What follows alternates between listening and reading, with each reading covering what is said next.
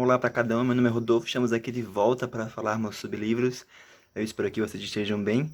E dessa vez a nossa leitura foi realizada através do livro da tag do mês de junho e se chama Quem Não Leu o Livro. Eu peço então que deixe esse vídeo de lado, né? Até porque ainda, para quem não leu, ainda é surpresa o livro do mês.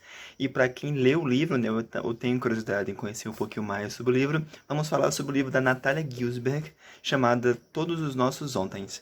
Para quem não conhece, a Natália ela é uma autora recente no Brasil, né? Poucas obras foram editadas recentemente no Brasil, né? Alguns ensaios dela, né? Alguns livros de contos e alguns romances.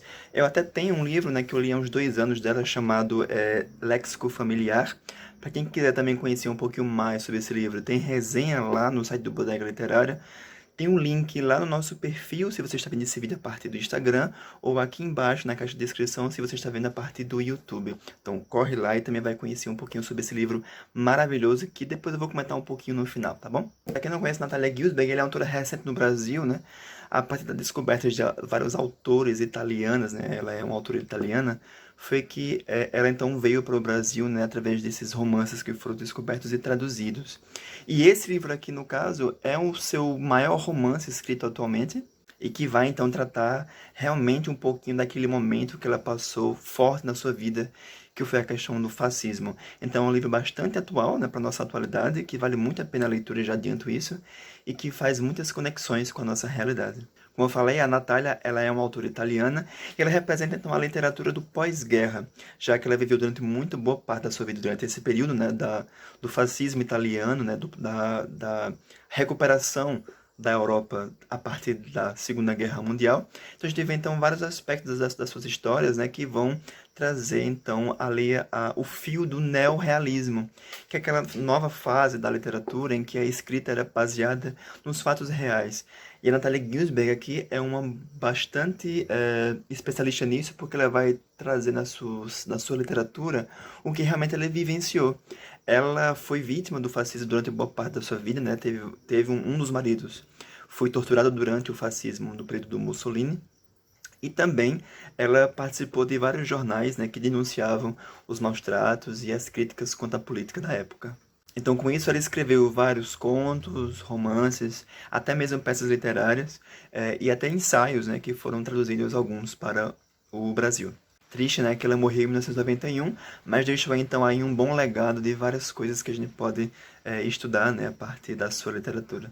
Mas enfim, Todos os Nossos Ontens é o terceiro romance que a autora publicou em vida. Ele foi publicado em 1952 e vai trazer, como eu falei, ali boa parte então dessa fase, né, do período da Segunda Guerra Mundial na Itália. A história se passa, né, através de duas famílias que moram ali no norte da Itália. Então a gente vai entrar nesse meio familiar, né, através dos próprios conflitos que as próprias famílias vão viver, além, é claro, né, das consequências, né, os traumas, né, e até mesmo a questão da forma como a família vive aquele período um pouquinho de alienação, né, que a guerra causou em alguns personagens. Então, sim, apesar de terendo toda a parte romântica do livro, que é pouca, digamos assim, mas nós vamos ver aqui vários personagens reais, como o próprio Mussolini, né, e os vários conflitos ali da guerra. O livro se divide em duas partes, né? E cada parte vai trazer um pouquinho do aspecto dessas duas famílias. Um dos grandes aspectos dos romances da Natalia Ginzburg é que ela gosta muito de trazer como um fio condutor as relações familiares. A mesma coisa acontece aqui em Lexo Familiar, né? Que é um romance, não romance, né? Que traz um pouquinho sobre a vida dela e as coisas se misturam. Então a mesma coisa se repete aqui no Todos os Nossos Ontens, em que através dessas duas famílias, né? A gente vai ver essa interligação que vai ser o fio condutor de toda a narrativa da história.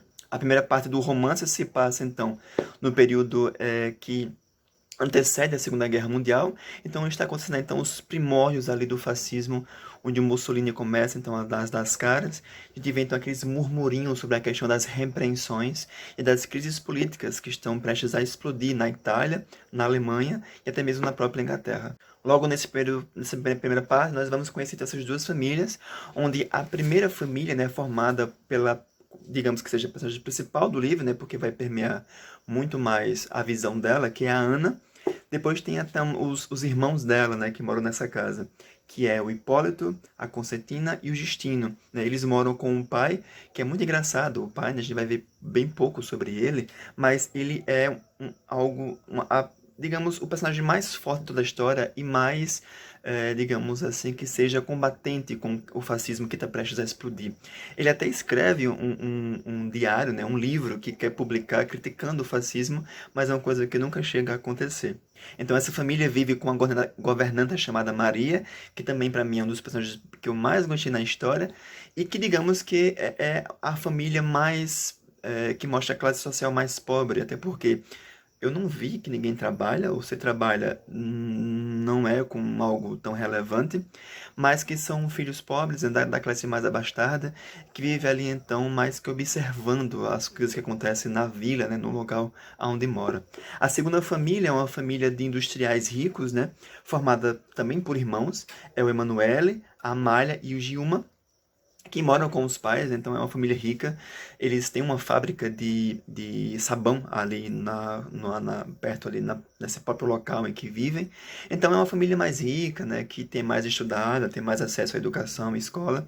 Então é uma família que, digamos que tem mais cultura, né, digamos que está mais alienada com a questão da guerra e um pouco menos preocupada. Só um pouco mais adiante da história que a gente vai perceber essa questão da preocupação que vai percair sobre todos eles. Mas é isso. A primeira parte da história então vai contar a questão desses laços familiares, dessas famílias que vão se cruzando conforme a história vai desenrolando, né? Eles moram um de frente para o outro, então tem muita coisa que vai se interligar. De que, conforme a leitura vai avançando, nós vamos observando a questão da censura que vai avançando nessas famílias, né? Como, por exemplo, alguns irmãos que tentam publicar esses livros, né? Ou trabalhar em jornais que são, digamos assim, condenados por fazerem críticas, e também vários personagens que vão ali começando a ficar preocupados com a polícia que começa a investigar essas pessoas, e vários amigos que participam de rebeliões, né, de causas, e que por isso mesmo ficam meio que com o pé atrás, né, se serão investigados ou não.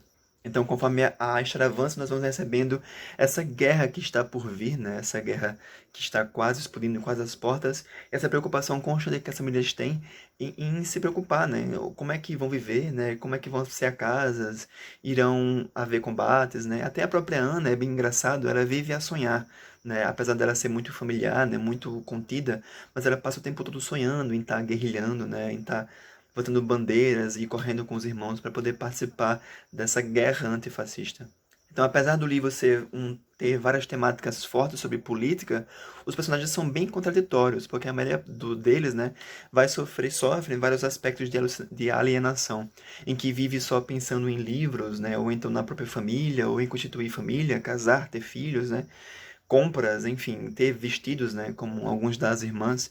Então há essa questão. Apesar do livro ser um livro que trata sobre política, né, até o próprio revistinha da Tag traz muito essa questão de tratar sobre a Segunda Guerra Mundial e o fascismo e tudo mais, mas os personagens são muito alienados e vivendo nas suas próprias bolhas como se o mundo não tivesse prestes a explodir lá fora. Então partimos então para a segunda parte do livro, né, que é quando realmente a guerra está acontecendo, né, já está assolando ali várias regiões, como a guerra entre a Inglaterra, a França, a Alemanha e até mesmo a própria Rússia. Então a gente vê várias notícias que vão chegando assim de vários pontos, de vários lugares. E nesse parte do livro, né, que acompanhamos mais a personagem Ana, que por vários motivos ela vai parar no sul do país, então é um relato totalmente diferente do norte, então vemos mais camponeses na região em que ela vai viver, né, uma família mais pobre, que vive do cultivo do que consegue, né, da criação de animais, então a gente vai ver outro aspecto dessa vida familiar, e de como então esse povo do interior recebe essas notícias, né, em que, por exemplo, ela envia cartas para saber notícias, né, mas quando essas cartas chegam, já não é a própria realidade, né, atual do que pode estar acontecendo. Então, várias coisas, né? Então, recebe só o fragmento do que está acontecendo. Então, todo momento a gente vai ver, então, que existe, então, só esses aspectos da guerra, do que está acontecendo, e desse fascismo que está acontecendo. E com isso, então, a gente começa então, a perceber as consequências dessa família que acompanha a Ana, até porque ela vai se casar, e esse esposo, então, vai, junto com esse núcleo familiar, nós iremos perceber as consequências, como, por exemplo, a morte de algumas pessoas, a mesma questão da alienação, também da questão do refúgio dessas pessoas que são perseguidas durante a guerra, como os judeus, aqueles desertores que não querem ir para a guerra combater, né? Então que fogem, então e passam então a ser perseguidos pela questão de ser um grande desertor, né? Então a questão da população com a preocupação daqueles alemães que estão ali arrodeando aquele vilarejo, né? Procurando inimigos, traidores e tudo mais, essa questão de manter uma relação que não sabe se é de amor ou de ódio, né? Se é um vizinho ou se é algum, alguém que quer denunciar, né? Que quer combater ali esse povo que quer fugir da guerra e tudo mais. Então, sim, o livro ele tem uma forte questão da questão da historicidade, né, em trazer esses retratos, esses fragmentos do que está acontecendo no mundo, né, mas o grande lance aqui da Natalia Gilsberg é realmente trazer essa questão dos laços familiares, né, como cada personagem vai circular ali por esse meio, né, cada um com sua própria visão, com sua própria relação, com suas próprias consequências. A mesma coisa como eu falei em Lexo Familiar. Então, o que existe é isso, né, esse constante fluxo de relações familiares dentro desse livro, que mostra muito dos próprios aspectos, né, da própria Natalia Gilsberg, disso que ela viveu enquanto criança. Então, o grande aspecto do livro, dos romances da Natália, é essa questão do humano, né? De como cada um vai se relacionar, né? As consequências, essa questão tem muita questão de polaridade, né? Da família ser de um jeito, de uma pessoa ser de outro, da população ser de um jeito, de estarmos em outra região e enxergar outra coisa. Isso tem muito no livro, né? A questão da região norte da Itália e do sul da Itália, de pessoas que querem combater o fascismo, de pessoas que não querem, né? Viver na sua própria bolha, achando que o mundo está normal e nada acontecendo. A própria Ana é um personagem muito forte com a questão, com isso, né? Apesar dela viver muito na sua, mas a gente vê os aspectos que a Extra traz para a proximidade, né, dela, para enxergar essas faces da Guerra Mundial. O curioso, né, é que a Natalia Gilsberg disse que esse livro foi baseado no romance do Shakespeare, Macbeth. Então traz muito isso dessa mancha, né, e dessa questão tem um dos personagens, que é o Senzo aqui, né, que vai acabar casando com a Ana, tem essa questão muito de trazer essa questão de ser um sujeito, digamos, um anti-herói, digamos assim, né? Que no início ele é um pouco contraditório com as ações que faz, mas que por fim traz, digamos, um fio condutor que vai salvar várias linhas de personagens e de focos dentro da história. Então é isso, aqui está um livro bastante forte para quem quiser conhecer sobre esse período da Segunda Guerra Mundial, com vista para a Europa, no caso para a Itália, né? Porque é a questão do fascismo do Mussolini, até porque ele vai estar suspenso aqui em vários momentos.